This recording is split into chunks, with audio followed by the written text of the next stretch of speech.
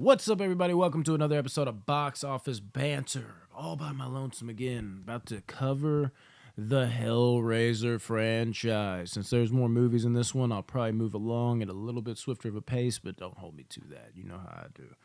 Let's kick it off with, of course, the first movie. Hellraiser, it is called. Have you heard of this one? Have you heard about this? This movie is an absolute classic. Let's call it what it is. Do I feel that way, though? Dun, dun, dun. You know how I like to build the anticipation. Let me just go ahead and, I don't know why my voice changed, but I'm going to stick with it. Let me just go ahead and say, yeah, it's a classic. So, anticipation killed. Love it on my end. Always intrigued by the immediate vibe of this film. There's just a stink to it, a presence to it, a thick feeling to it. Like you can feel the air almost creep through your TV and come into your house. That old gritty, weird, can't really put a finger on it, 80s vibe, especially in certain movies, dialed up to the nth degree. Hellraiser has that in spades. The fucking box. Anyone? What's in the box? You don't want to know, Brad Pitt. You don't want to know. The box is amazing. So fucking cool. Why do I not have that? Like, not the actual one, because, I don't want to, die like that or be haunted like that before I die. But, maybe a little replica of some kind. I'm not really showing the Hellraiser love. I'm not, am I? Damn it. Seeing Pinhead for the first time. What a design. I remember before I even saw these movies, I'd seen the, Jason, Michael, Freddy, Chucky's, Leatherfaces. I hadn't quite dipped my toes into the sand that is Pinhead. But I always remember looking at the cover art on the boxes and being like, who the fuck is this guy? And why have I not watched this yet? And I finally did. And holy shit, people. Pinhead, amazing. The house, the vibes within that house, that old creaky wooden floor, it just fit perfectly with the griminess and what took place in that house. Jesus did not take place in that house. It's actually more hell-based, if you didn't know. When Frank first crawls out to Julia, it is creepy as fuck, bro. When the first bit of blood hits that floor and Frank is just becoming Frank again with all their dirty little secrets, that dirty horror. That shit is just downright spooky. The look of him, the deal they make, that she has to start providing him with blood and death so he can become whole again. Very good shit. The dreamlike feel to this movie. There's a constant dread and dream feel like, am I dreaming right now? It does a good job at encapsulating that. I think that's what it's trying to do in a way, but it also really resonates with me because they're really delivering on that. Or maybe they're not, and it just works that way for me. Always loved that about it. I'm ready for Freddy to come out of the closet too. I mean, I guess he kind of did in Nightmare on Elm Street too. Haha, gay joke. Don't kill me, people. But you know what I mean. Like, Freddy's about to just pop out of the cloud. Like, I'm also here. There's a dreamlike feel in this movie, and it kind of just bounces back and forth between memories and just vibes of the film that I really appreciate in its own weird way. It kind of really sets it up and makes it unique for some reason. Another one of those things we can't really put our finger on. Man. The plot. I kind of touched on this. I just love it. I love just the thought of this whole movie is fucked up, morbid, crazy, but just I feel like it's been done before, maybe in different ways, but just the luring of people back to a certain room. I mean, we've seen it in the movie Possession with Sam Neill and what's her name? That's really fucked up movie. If that's your kind of thing, definitely watch it, where she's luring people back to her apartment so they can get killed by the squid-like creature that's in that movie. Good God. Even a part of an anthology and creep show. One dude hates his wife and he gets the crate and there's the monster in the crate and he lures go check under the steps, get in there. We've seen this type of shit. That's just a couple examples where people are getting lured to their demise. They know what's over there and they're gonna kind of bait them into yeah, just go up over there. Boom, they get taken, get fed by something.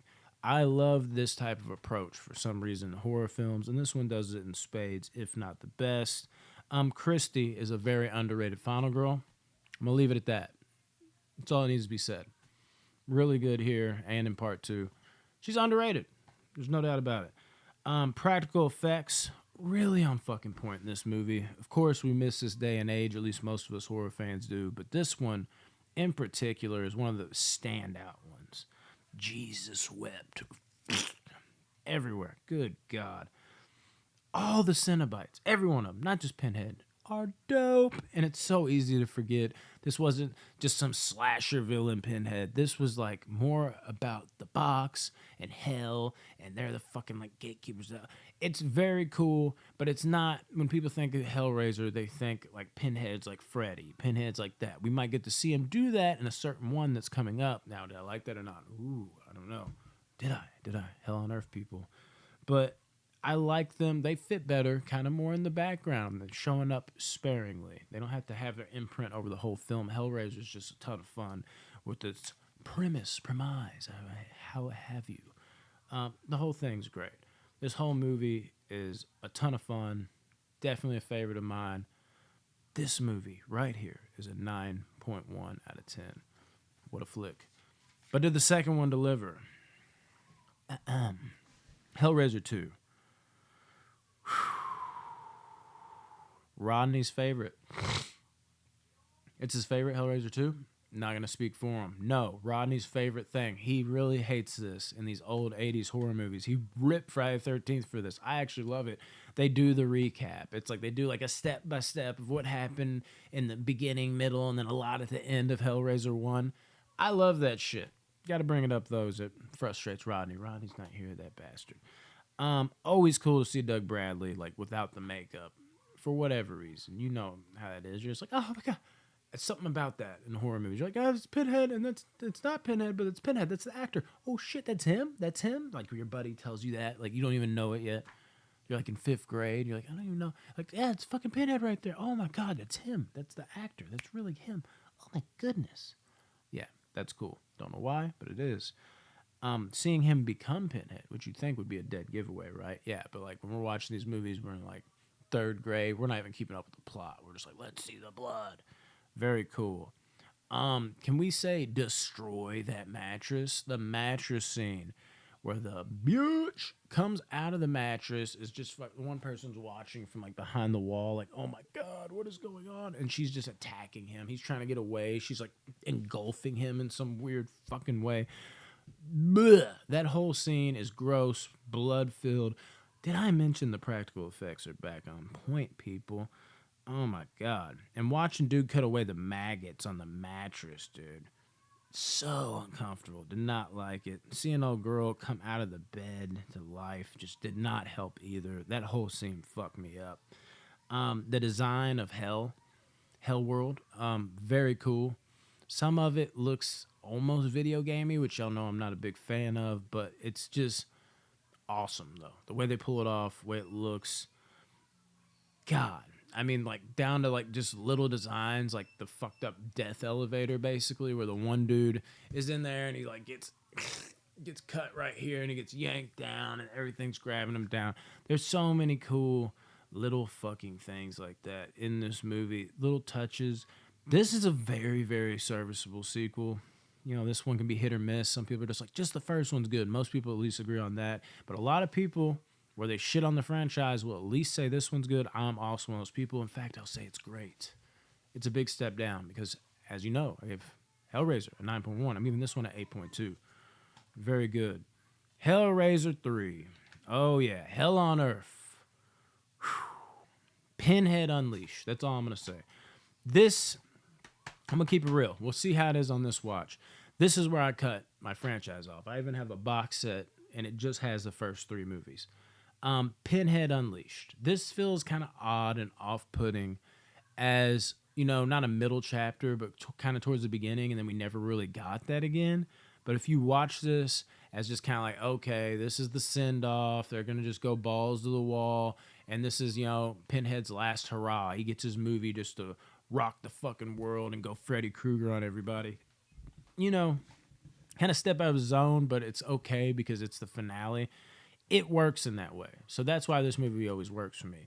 Watching it amongst the other movies, it does make it drop a bit, but I still enjoy it. So I'm kind of grading it on the scale of watching it amongst other movies, still a high 7 for me. I have a blast with this movie, but this movie's probably, more of like an 8.1 if I just cut it off right here. So we'll go 7.8 for this review in fairness of, the whole franchise. But I really would implore you to just, try to watch this with that open mind and watch it as a trilogy every once in a while. This could be a little more enjoyable. The main guy in this movie, complete douchebag. I don't even know if I can say likable douchebag. He's just no, I can't. he's fucking annoying as shit. You're just like, God, I want this guy to get it, but that's what makes it pleasing, right? Because when he does get it, and Pinhead's like, I really don't give a fuck about you, and flips the script on him and just rips him apart. Whew. It's a great scene. The statue of Pinhead, like that he's trapped in. I don't know what it is about that, but I really dig that thing. Like if I could have like a replica back here, totally would. Hopefully he would not find the need to, hook me in. He definitely hooked me in with this franchise. Just kidding. Or am I? Ugh. Maybe things change this time, guys. Maybe it's just not the first 3 now. We'll see. Great shit.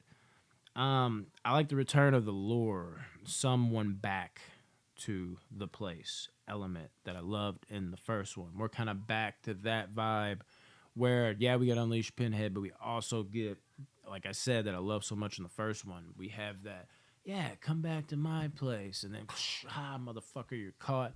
There's something about that sinister take in horror movies that really works for me. Does again here. Man, the Club Massacre. That's the standout scene. It's goofy. It's crazy. We got CDs spinning, ripping in half. We got Pinhead like, ha, ha, ha, like laughing, controlling everything. Of course, you got the Nightmare on Elm Street 2 reference again. The Freddy, like, where he goes like this, you are all my children now. We got Pinhead doing that. Great in front of the fire. Some really good shots in this movie, like still frames. Maybe my favorite of the franchise. Like if I can pick through them, this movie's a fun movie. It's 7.8 out of 10. Really like it. Now, where will we go from here? Hellraiser Bloodline. I see a lot of people say cut it off at 4. Never agreed with that. We get a futuristic and back in time with the toy maker take here. Little odd to me. I already don't like movies that, like, let's send the horror villain to space. Let's do, like, the futuristic vibe. Let's do that. That shit never works for me. Works a little better here, but never really works for me. And then you have back in time on top of it. It's really trying to pace out too many eras for me. Does not really work. Worked a little better this time around, I'll say, but still does not really work. We get an early appearance from Adam Scott here. And he gets it pretty good, too. He gets really, really fucked up in this movie. So if you want to see Adam Scott get completely just ravaged, do that. And he's a dick here. So you're actually like, you know what? Fuck it. Fuck up Adam Scott. Which, we've seen him as like the quirky, douchey, like stepbro or bro and stepbros, stepbrothers. We've seen him play that type of role. He's good at being a dick. But seeing him do it in like a horror movie at a young age, you can see why he became the actor he was as a comedian and how he does that so effortlessly. He's always had this in his bag. You hate him in this movie for the amount of time he's in it. Pinhead's entrance, I thought, was really good here. I can't be too mad at that. Like, this movie as a whole, I think paces out Pinhead. It kind of puts him back into the role he had before, and I think it does it pretty well. It's like kind of like the perfect sweet spot of screen time. Not too much, but not too little, like we see in a couple other movies coming up. Very solid here. Another Elm Street 2. That's just coming up like crazy. Lisa from Elm Street 2 is in this movie. Always cool to see her. Elm Street 2 is one of my favorite horror movies. The Hound from Hell, like Chatterer character. That fucking thing. It was very CG, but like something about it, again, very rarely these things work for me, actually did work. Like looking at that fucking thing was fucking intense to me. I like how it felt over and came back for one last hurrah on the spaceship again. Outer space. But I think it did need that last little boom. Like it felt incomplete, and I was like, is this really ending here? Because I couldn't remember, and I was like, okay, yeah, we're back for some more. Give us a little bit more carnage. Let's see what Pinhead can do in company. Yeah, this movie for me, Still not good. Is it bad though? No, not really. It's somewhere in between. It's a 5.8 out of 10. Almost good. It's a decent enough effort. Like, you can definitely watch this one too and not hate your life, I think. If you're a fan of the franchise, which I'm a fan of Pinhead, so I kind of am. But great. I don't know about it. Let's move on to Hellraiser 5 Inferno. Giving this 6.3 out of 10. I'll go ahead and reveal it because this is back to good territory for me. Not by a lot, but barely. I'll tell you this much. I can feel the more TV movie feel here, which always hurts it. It's like, damn, okay. Yep, we are officially into direct-to-video land. God, hate to see our favorite horror villains go there, but maybe it was needed at this point because Bloodline is a steep drop. Let's be honest. I dig this about it. I do dig the Seven-esque detective vibes because Seven's one of my favorite movies of all time. Can definitely get behind that. I almost get like a Max Payne vibe actually from like the voiceovers and shit. I'm a huge fan of Max Payne, so I'm kind of getting into this more. And then like also I always forget this is Scott Derrickson's directorial debut. Like you could easily forget that this is his debut. And you can kind of see in this movie, you can get vibes of like why this one works, whereas a lot of the other ones past three did not, because Scott Derrickson definitely was not quite there yet, but he had enough little touches as a director to elevate this one above what it had, I think. Always had a soft spot for James Remar. I really liked him in this movie. The little reveal of him with Pinhead. Yeah, always be, Dexter's dad. Can't beat that. He's always going to be that guy for me. Harry. But also, huge Van Damme fan. Always remember him from The Quest and other terrible movies. Let me just name those off. Like, for instance, what the fuck is it? Oh my God, Phantom with Billy Zane. I remember from that. He was just always popping up in a lot of movies I loved as a kid that I might not necessarily love now. But he always was like there in like all these things I loved. So always like seeing him. I always forget he's in this. I'm like, fuck yeah, James Remar. Joseph figuring out if he is going crazy or truly a murderer is mildly amusing. Not the best, not the worst. I do enjoy it though. It's not too bad. I can't hate on it. They do a decent enough job here. Probably wouldn't have worked, but again, Scott Derrickson, not into his own yet, but he's showing that he can be somewhat competent, and now we see what he does with stuff like Black Phone. Some pretty good imagery in this movie at times. There's certain spots where like they'll do a shot, and you're just like, okay, like it's the way the movie's shot at times definitely paints a certain vibe. Whereas like the fourth one felt really bland at times, and this one I actually really like felt like I was in this moment. Felt like I was in this moment. Definitely like this scene feels a little cooler. This scene feels like, oh my God, I should feel this way.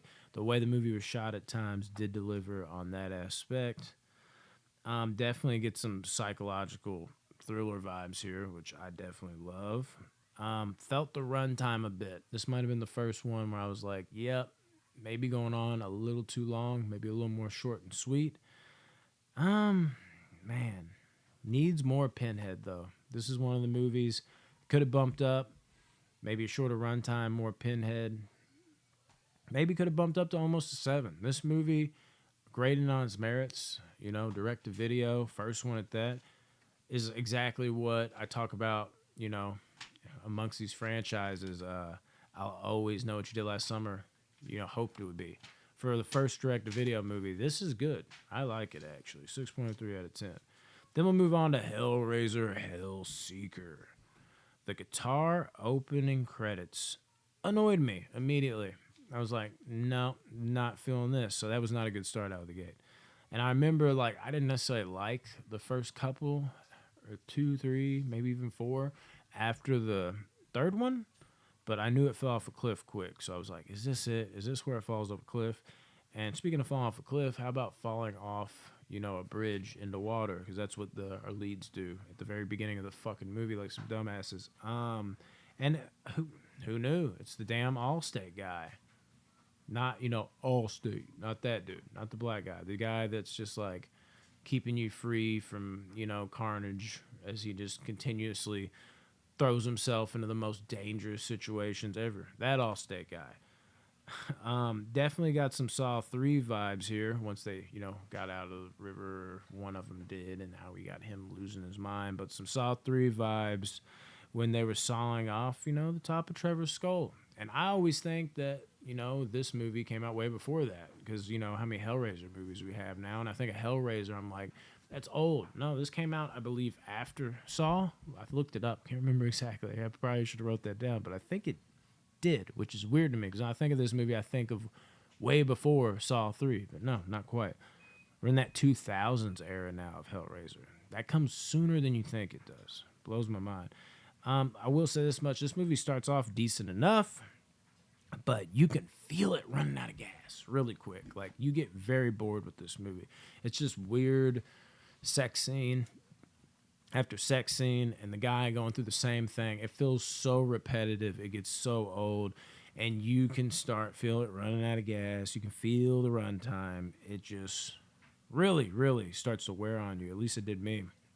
And this is the first one, even though the last one, maybe it was because Derrickson did such a good job directing, even though there wasn't a lot of Pinhead, I still wasn't even really thinking about that yet. But this one, maybe not having the benefit of coming before Inferno, but after not getting a lot of Pinhead and now watching this one, it's starting to wear on me in that direction, where I'm talking about, I was talking on earlier, some of them are long, some of them are not long, my bad. Excuse me. Some of them have too much Pinhead, like the third one. Some of them have that sweet spot, but some of them have like too little. Inferno did that, but it worked. This one, started feeling that more. I'm like, this just doesn't feel like a Hellraiser movie. And I've heard a lot of people make that complaint. I try to make my shit genuine, kind of how I feel. That's one that's kind of been baked into my skull, but I've always felt that way too. There was always, and I don't even know if like I didn't get that from somebody else, but like I knew something was off, and then like maybe when someone else said it, I was like, oh shit, that's exactly right. But I've always deep down felt that way too, in some weird way. The getting to more serious endeavors and our lead waking out of the blue becomes tiresome after a while because he's just constantly in this movie. Like you're thinking, oh shit, here we go. This is getting real. And he's like, I'm awake now. I'm awake. They ran that into the ground. Again, the repetitive nature of this movie really hurt it. And at the end of the day, this movie just felt like a waste of time more than anything. The movie as a whole, I don't think is made like complete garbage. Like some of these movies coming up, like I said, it starts out working, but they just, you got to teach a dog new tricks, or at least try to. Like this just did not work. It got progressively worse and worse. It's a 4.2 out of 10 to me. Now let's go on to Hellraiser Deader. Oh my God, they got back on track with the more eerie, gritty vibe. I'm digging it. Good start, right?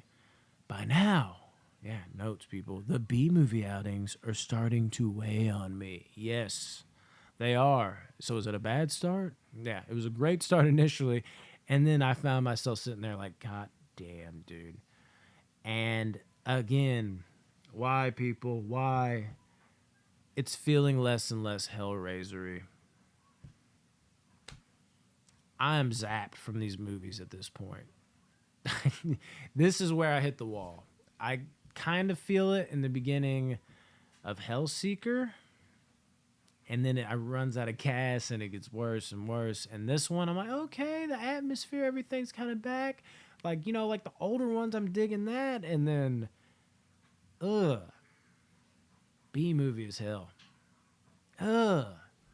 Is this Hellraiser though? It's like a side of Hellraiser. It's not Hellraiser. This is right where it hits, and it hits hard. I start struggling. I remember now. Oh my God. There are a few decent sequences here and there. It's the same old wake up from a bad dream shit. That same shtick that was bothering me. But despite those decent sequences, the same shtick from the last film, the other things I just said, it just doesn't come through. And honestly, if I gotta be honest, I think it's hurt by its placement amongst the franchise a bit too. This is right when I feel really burnt out, even bored. Even Doug Bradley feels like he's bored. And that is the first time I can say that. And I think that's what hurts the most. Because when I'm watching this movie, or any of these movies, even the ones I don't like Doug Bradley at least seems into it. This one, I felt like Doug Bradley was like, all right, we are fucking up this franchise. Like, maybe even he knew a little bit. He did not seem as interested in me. Hellraiser Deader is dead in the water at 3.4. Can't get worse, right? Oh, yeah, we're picking up now. Hellraiser Hellworld. This is a fun one. Oh, my God. Holy Henry Cavill, Superman, is here to fuck up Pinhead. Right? Lance Henriksen? Gary fucking Payton? No, Carrie Payton. Not the basketball player. That actually interested me when I misread that. I was like, I do not remember Gary Payton being in this, but shit, when I'm wrong. Yeah. But still, Lance Henriksen, never seen him do bad. Even in bad movies, he's at least amusing. He's got that charm to him. It just works. Henry Cavill's great. To see him in a younger role, like, could this be good? Is this some type of resurgence? I'll say this much. The other movies at least felt like they tried. They might have swung and a miss, but this one just feels like it don't give a fuck. So now we're in very, very bad territory. We're getting there. Good God. Nobody really annoyed me per se in the other movies, but here, everyone from the core group of characters does. Like, every one of them. It's like the other ones didn't really suffer from, like, there was never really standout performances in the later ones, but they didn't really like, oh my God, this motherfucker. You know, it was just dull. That's why it didn't work. This one, holy shit, dude. Holy shit. It was bad. I did, however, like watching Pinhead cut Derek's head off. Because, you know, we normally see Pinhead, he's like directing shit. To see him do something a little more hands-on, I'll give him, you know, some props there. Not really Pinhead style, but just as a Pinhead fan, it was okay. I like that. To just visually see him like hands-on murder someone like that. Yeah, I'm a sick fuck, apparently. The whole concept, very fucking stupid. I mean, props for ditching the vibe of the last 3 films, because, again, just like Hellseeker, that all of it was just running out of gas. It just was, in general, combining all those together.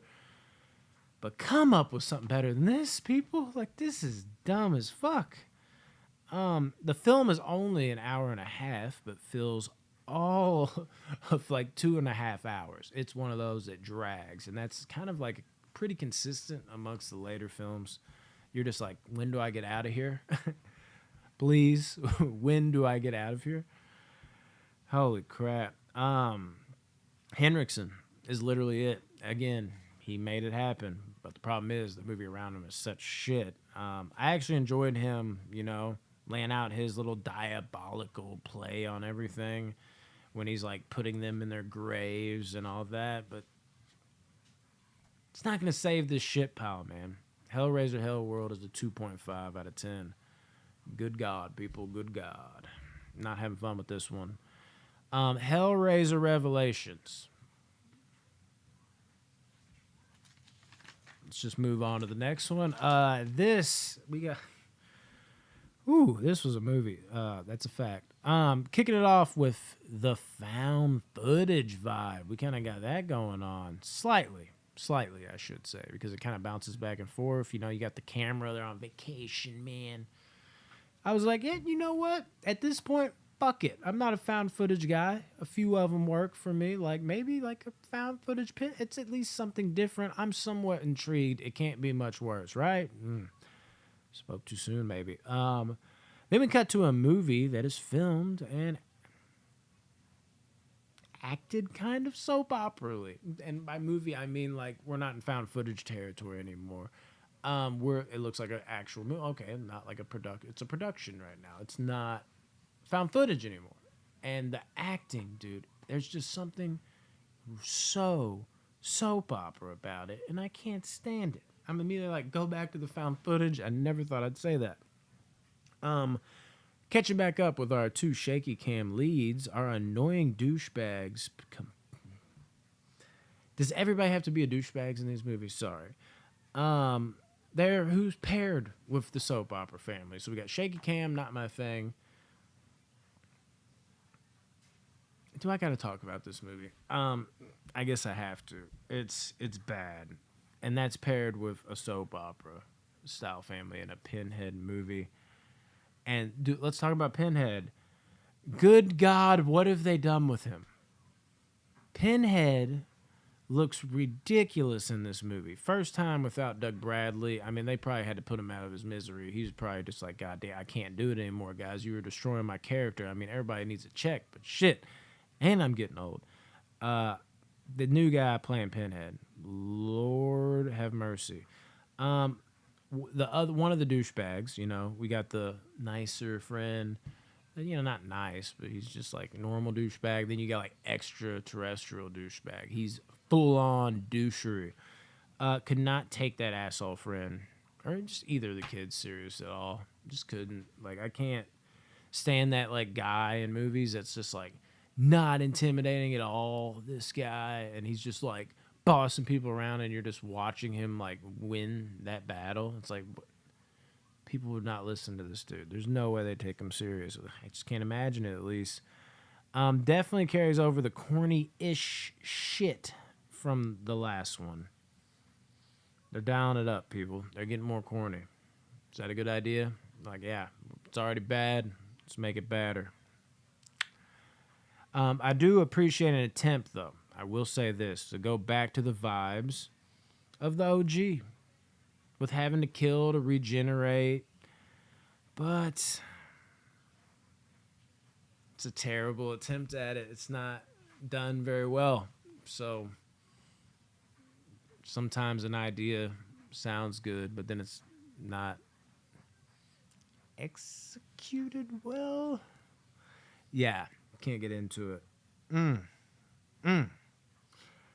Steven's acting. When Steven comes back to the soap opera family, it is absolutely atrocious. When he's like put under the spell and he's like, and he's like talking like, hey, mom, like, I'm not Steven. This isn't Steven. Steven. This one's hard to talk about, guys. It's driving me crazy a little bit. Yeah, it is bad. Like, it is like, he's supposed to be possessed right now, which is kind of funny. Because, honestly, his acting in the other scenes, no, not Oscar-worthy, not even really good, but for this type of movie was fine. But that particular type of acting he was trying to do, and he's under a spell, throw it in the trash. Very bad. The home stretch, good news. Wasn't good, but it was average, or at least almost average. We're not in garbage territory.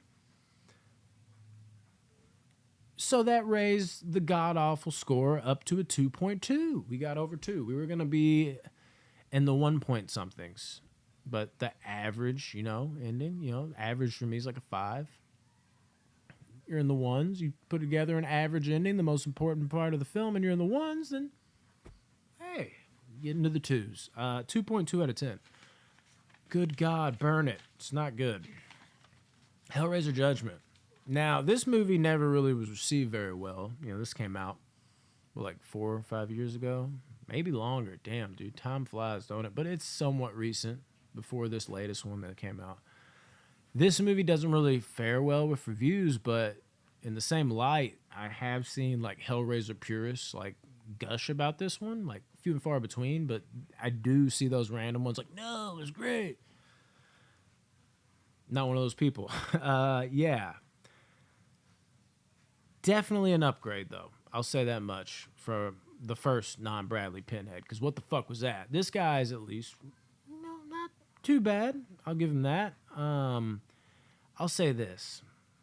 Good God. The guy eating the newspaper while slobbering.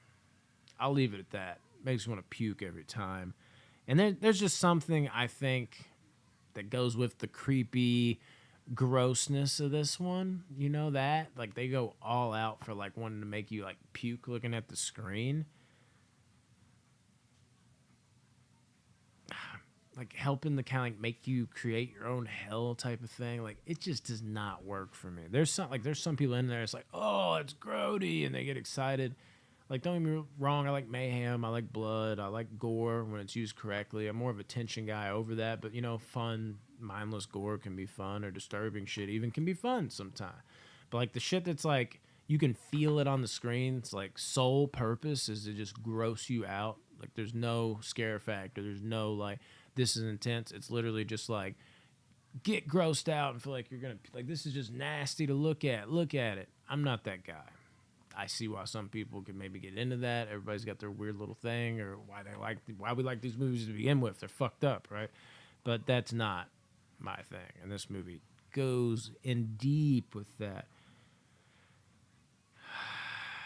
And the grossness as it goes on, as I said, it goes deep with it. It really hurts it more and more for me because it starts to feel like a one-trick pony type of movie. It feels like that's all it's going for me, guys. Every bit of it. It's like, let's just make a movie as gross as humanly possible. And it's not always like the bloodiest. A guy eating newspaper, he's just slobbering over and over again, puddles of slobber while he's eating this newspaper. You might be like, it's just spit. Some people, it's just spit. But I feel like the overall plan was to just gross motherfuckers out. Really dug the auditor character.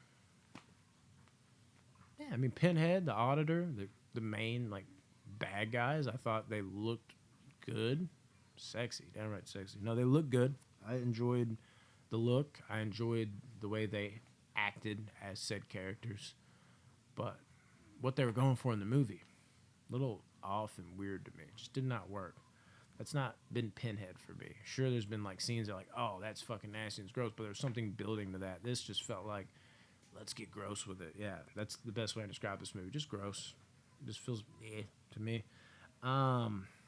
Might hear me out here. Feel even a little too polished. Like it's not like it's done with some huge budget, but it's got like a glossy feel to it. And I don't like my Pinhead movies that way. Like out of every Pinhead movie, this one felt the most polished looking. And I'll say that this next one has me. I just put this one at the end. And by the way, the end of this movie is the best part. Not too shabby once Pinhead's out and the auditor, but it's just not a good movie to me. I don't like it. 4.2 out of 10. And then the new Hellraiser. Guys, did I like it? Did I love it? Did I hate it? Something above it. That rhymed. Hashtag bars. This is a weird one for me. I do think it's a little long at 2 hours, but I don't feel the runtime quite as much as the other ones are even shorter in the middle of this franchise, so I'll say that. The lady that played Pinhead, and yes, I know she was formerly a man, so we don't have to get crazy in the comments. The lady that plays Pinhead, yes, that's what I'm saying. Trans people exist. Get over it. She does a good job. I really like her in the role as Pinhead.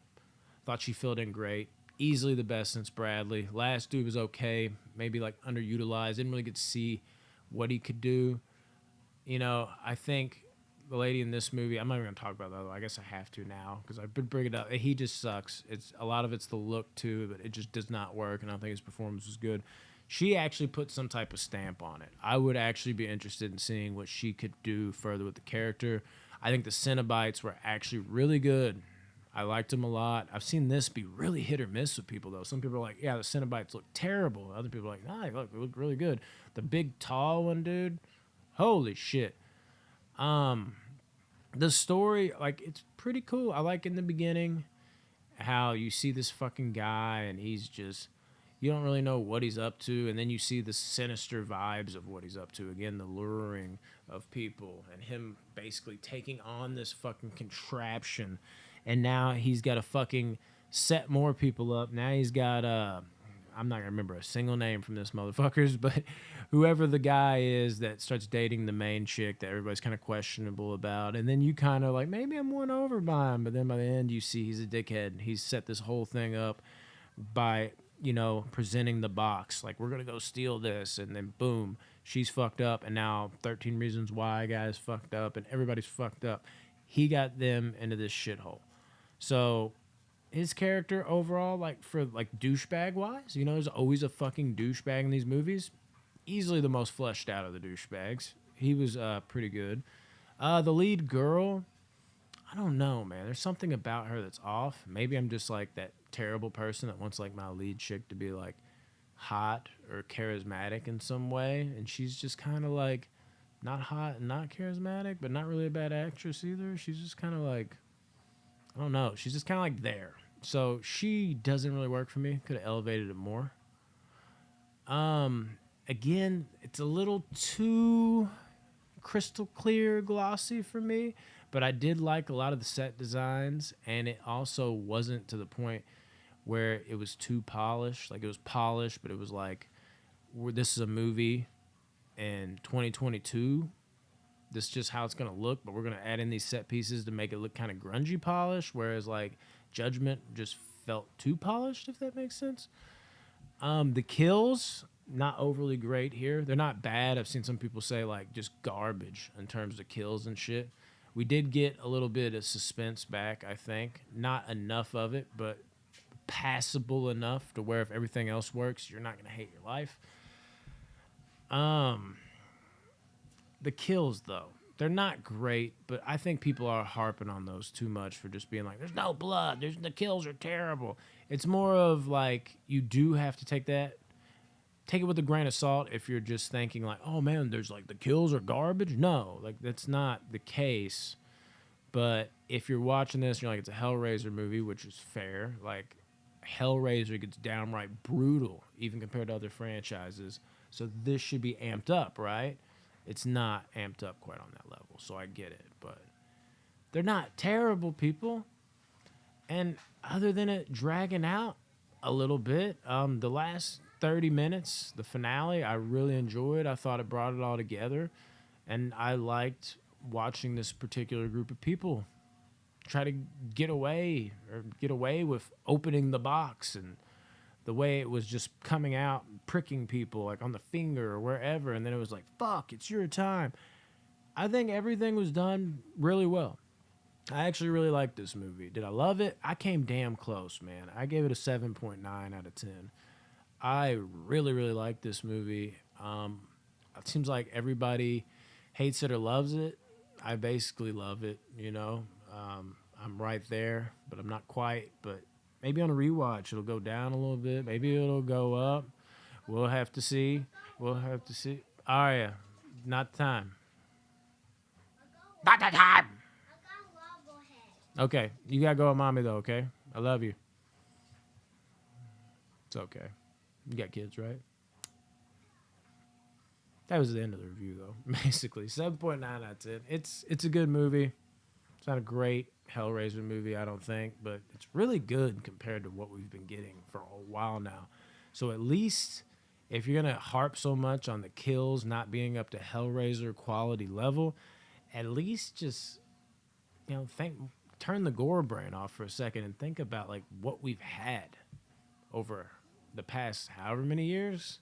We haven't gotten anything really close substance-wise. To have just something, yeah, you don't want to settle for that, but like, I'm going to take what I can get at this point. This is not that bad of a movie. The new Hellraiser, 7.9 out of 10. And that is the franchise. Love you guys. Peace.